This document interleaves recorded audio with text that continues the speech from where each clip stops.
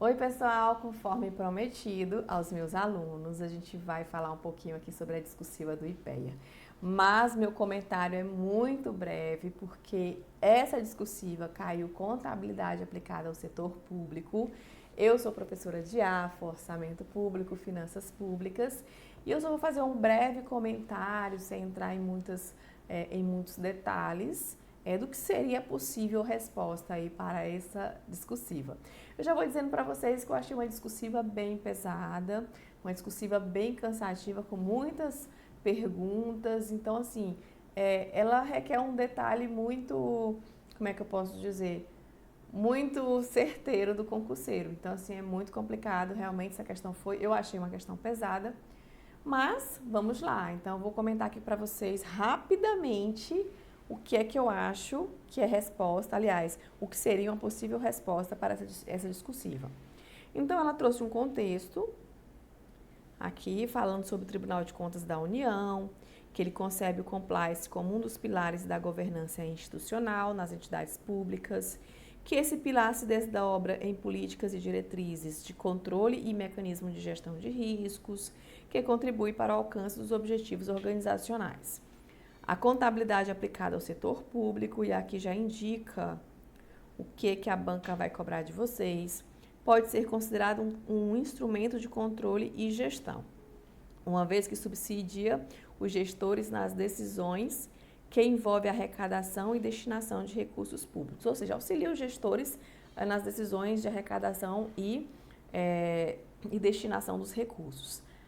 As normas de contabilidade aplicada ao setor público vêm passando por um processo de convergência a padrões internacionais com a aplicação do escopo das informações geradas para os aspectos patrimoniais, além dos já consolidados controles orçamentários com vista a gerar melhor subsídio ao processo decisório. É o seguinte, pessoal, sempre dentro do contexto aqui das finanças públicas, do orçamento público, nós tínhamos antigamente, somente a 4.320, a Lei de Responsabilidade Fiscal, alguns normativos técnicos que orientavam a decisão do gestor em relação ali o processo de tomada de decisão em relação ao orçamento público. Como surgiu essa convergência com as normas internacionais de contabilidade, surgiu outros demonstrativos, surgiu outros tipos de informação com aspectos muito mais patrimoniais e não somente orçamentário, como é tratado na 4.320, para que esse processo ele ficasse um processo muito mais, como é que eu posso dizer, transparente, com informações muito mais consistentes e que essa informação, pessoal, seja entregue a muitas pessoas, ou seja, a vários tipos de público. Então, qual é basicamente o que se pretende com essas normas de contabilidade, com esse aspecto mais patrimonial? O registro das informações de forma que elas representem o aspecto real daqueles ingressos, daquelas saídas de recursos públicos. Por quê? Porque quando a gente olha só o aspecto orçamentário, muitas vezes não refletia a realidade. Então, tem algumas questões que são tratadas no regime de competência patrimonial, que a informação vai ficar muito mais transparente, a informação vai ficar muito mais fidedigna, a informação vai ficar muito mais consistente, até mesmo para gerar informações mais robustas para a sociedade e para o público em geral ou outros setores que queiram aí, na verdade, fazer outras análises em relação às informações contábeis. E isso gera o quê? Gera muito mais robustez no processo, isso ajuda no compliance, isso ajuda na entrega da informação e na entrega das políticas públicas também. Então, fazendo aqui um resumo geral, seria isso. Então, nós temos um processo que era muito mais orçamentário, com as normas brasileiras de contabilidade. Esse processo ficou também patrimonial, ou seja, um viés orçamentário que a legislação já cobra, mas também tem esse viés mais patrimonial, tá bom? Então, vamos lá, continuando. Uma dessas mudanças se concretiza pela elaboração de relatórios com base no regime de competência. Foi isso que eu falei para vocês. para as receitas e despesas. Essa e outras mudanças trazem implicações para o processo de gestão no que tange ao controle e gestão de riscos. Porém, diversas pesquisas acadêmicas têm apontado um nível incipiente de aderência, ou seja, não há tanta aderência às normas e diretrizes para a elaboração das demonstrações contábeis. Então, ele trouxe aqui que existe uma oportunidade, existe algo novo, que foi a convergência aos padrões internacionais. Veio essa tendência de trazer o regime de competência tanto para a receita e para a despesa.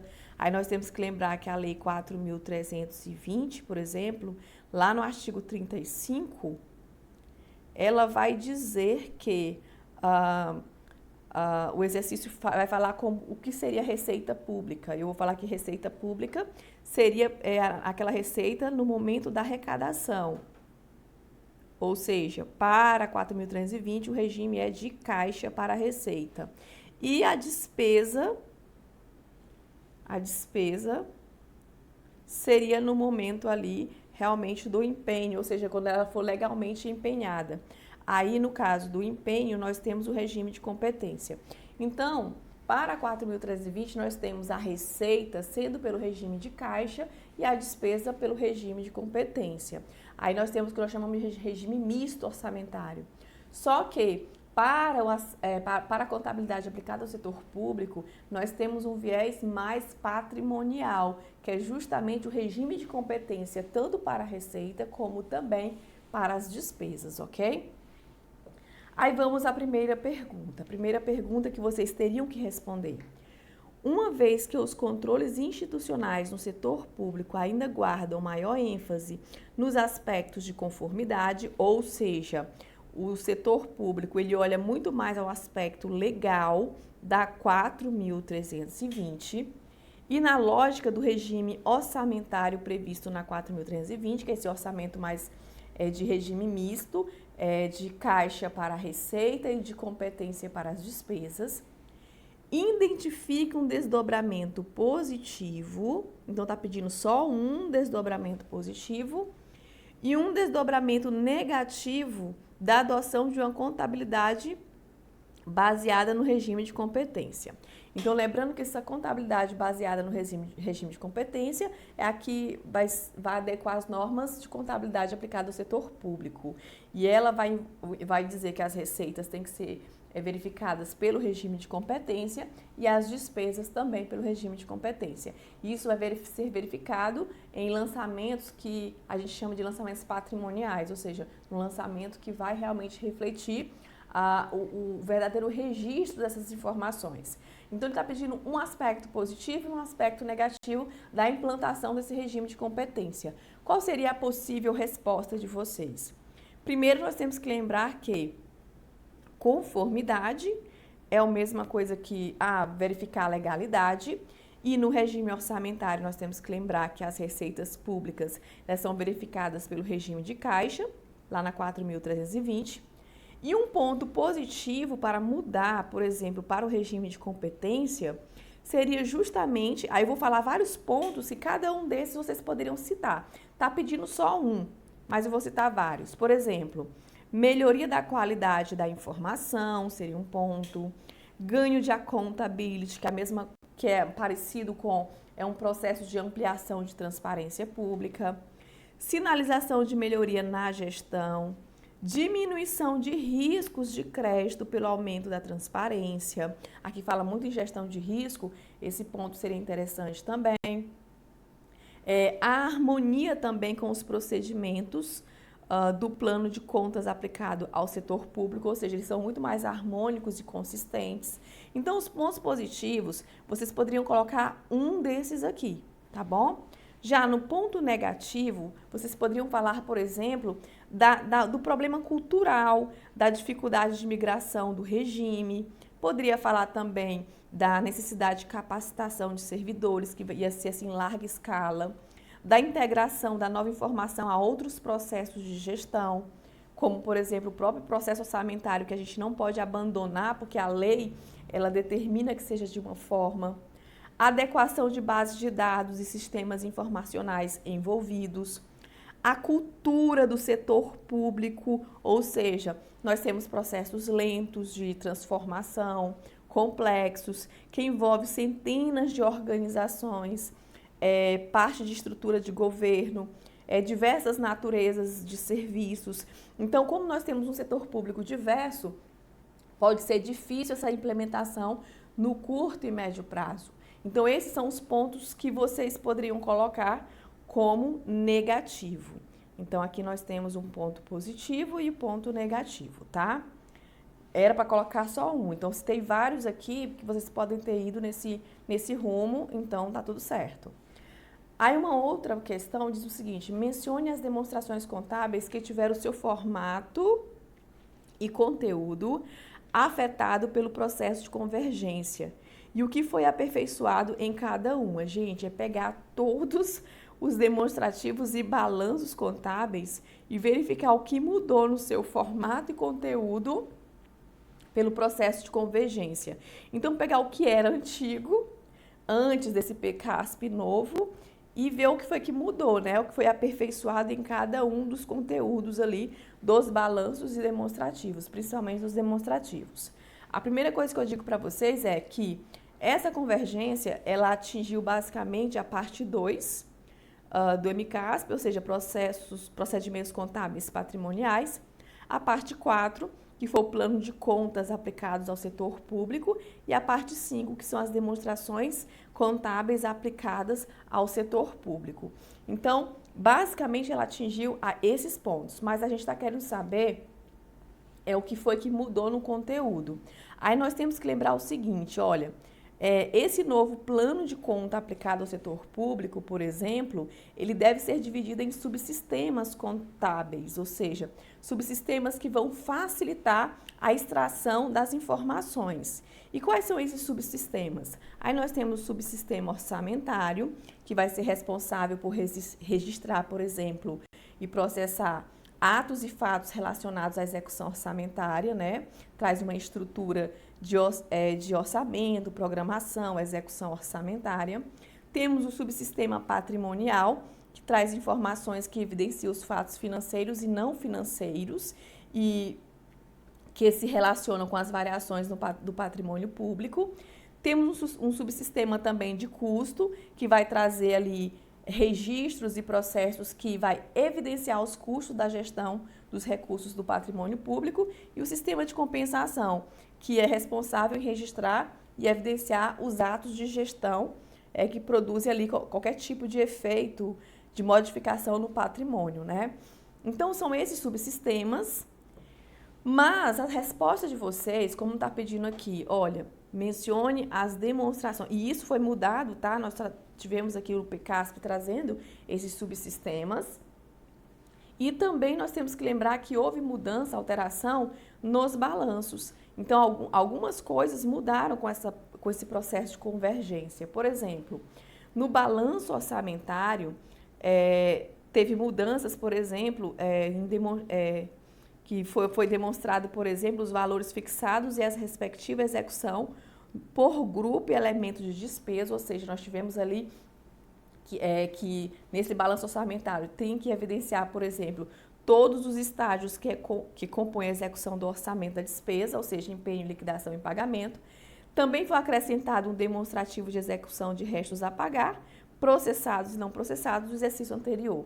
Então, no balanço orçamentário, nós tivemos essas mudanças pontuais, que é justamente demonstrar valores fixados, a execução por grupo e elemento de despesa, evidenciar todos os estágios de execução orçamentária que envolva, por exemplo, a despesa, empenho, liquidação e pagamento.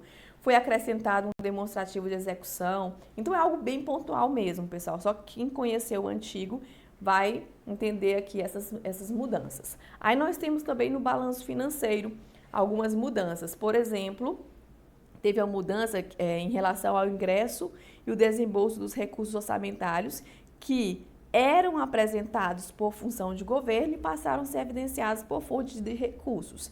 Então, são essas mudanças. Está pedindo mudanças de conteúdo, nós tivemos essa mudança no balanço financeiro. No balanço patrimonial, por exemplo, o saldo patrimonial ele deixou de demonstrar apenas o passivo real descoberto ou ativo real líquido e passou a segregar os grupos que compõem o patrimônio líquido. E isso daqui, pessoal, foi com o intuito de quê? De apurar o cálculo do superávit e do déficit financeiro. Ele manteve destacado também o que seria ativo e passivo financeiro. Então, essa foi a mudança que aconteceu no balanço patrimonial. Tivemos mudanças também nas demonstrações das variações patrimoniais, que passaram a demonstrar, por exemplo, os fatos que aumentam ou diminuem o patrimônio público. Então, envolvia as variações patrimoniais quantitativas, destacava as incorporações, as desincorporações do ativo e passivo, demonstrando, por exemplo, também, dessa forma, as variações patrimoniais qualitativas decorrentes ali da execução do orçamento. Então, nós tivemos essas mudanças aqui dentro da demonstração das variações patrimoniais. Por fim, nós temos a demonstração de fluxo de caixa, que passou a ser obrigatório, e a demonstração de mutação do patrimônio líquido, que ficou obrigatória aí somente para as entidades estatais dependentes. Para o restante do setor público, ela é facultativa e ela demonstra o quê? O resultado acumulado das autarquias, fundações e fundos que passaram a compor o patrimônio social. Então, em regra, a resposta ela tinha que estar em cima disso, dessas alterações que eu falei para vocês. Tanto do balanço orçamentário, balanço financeiro, balanço patrimonial, demonstração das variações patrimoniais, demonstração do fluxo de caixa e demonstração das mutações no patrimônio líquido, ok? Aí tinha uma outra pergunta que falava assim: determine em quais aspectos as informações de natureza orçamentária e financeira produzida pelas entidades públicas permanecem não aderentes à lógica do regime de competência. Aqui está falando em quais aspectos as informações de natureza orçamentária e financeira produzida pelas entidades públicas permanecem não aderentes, ou seja, não entrando na lógica do regime de competência. Aí nós temos que lembrar, pessoal, que algumas informações orçamentárias e financeiras, por lei, elas precisam ser evidenciadas de formas separadas, ok? De forma, assim, diferente.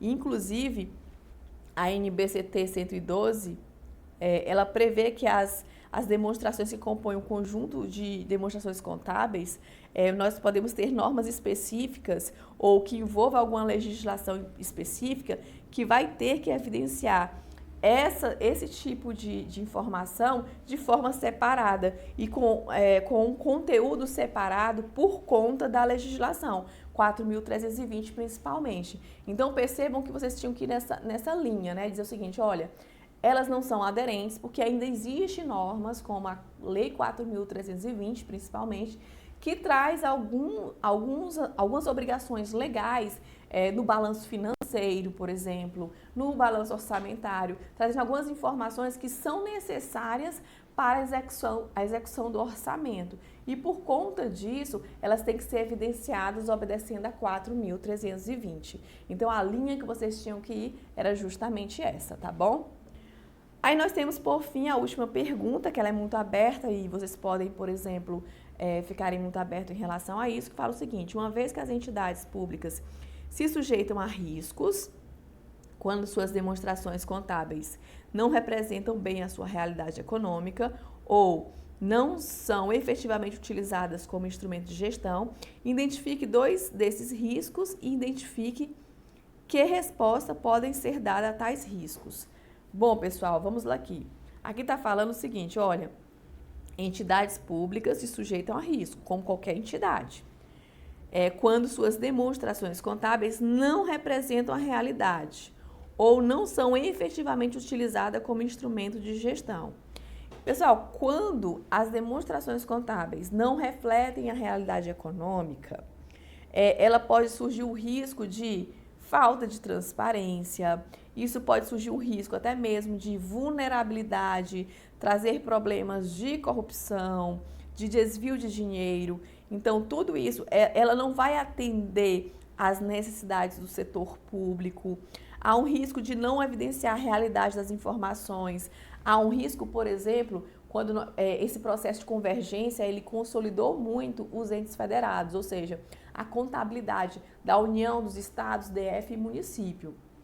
E quando ela uniformizou essa contabilidade, nós trouxemos mais consistência e comparabilidade entre os entes. Então, quando eu não tenho essas informações consolidadas, quando eu não tenho essas informações organizadas, eu tenho o risco de não saber como essa política pública está sendo executada, se ela está sendo eficiente ou não, porque eu não sei nem sequer comparar, nem mesmo um comparativo com outros países, enfim, e nenhum comparativo interno entre os entes federados. Mas com o processo de consolidação e de uma informação única que os entes têm que fazer o mesmo registro, isso traz transparência, isso traz, por exemplo, uma informação comparável e uma informação que vai trazer muito mais controle nas contas públicas. Então, seria mais ou menos isso a resposta. Claro que eu não sou professora de contabilidade, então eu trouxe para vocês porque eu prometi trazer, tá? Mas assim, eu acho que segue essa linha aqui, segue esse esquema.